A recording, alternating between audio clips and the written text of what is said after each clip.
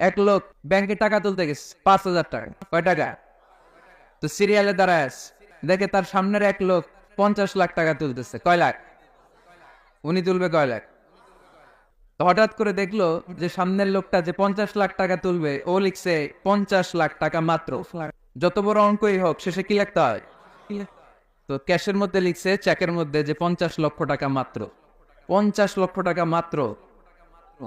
তো তারপর ওর চেক নিয়ে ও ক্যাশ কাউন্টারে দিছে। ক্যাশ কাউন্টার দেখতেছে, উনি লেখছে 5,000 টাকা নাই। 5,000 টাকার পরে কি লেখছে? নাই।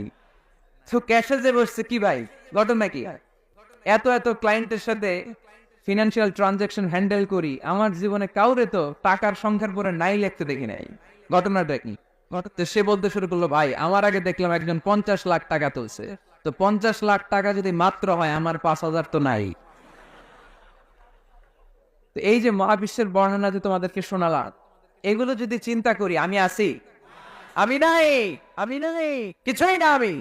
কত তুচ্ছ আমি, কত নগণ্য আমি, কত নগণ্য। এই মহাবিশ্বকে মহাবিস্ফোরণের মাধ্যমে তৈরি করেছে কে?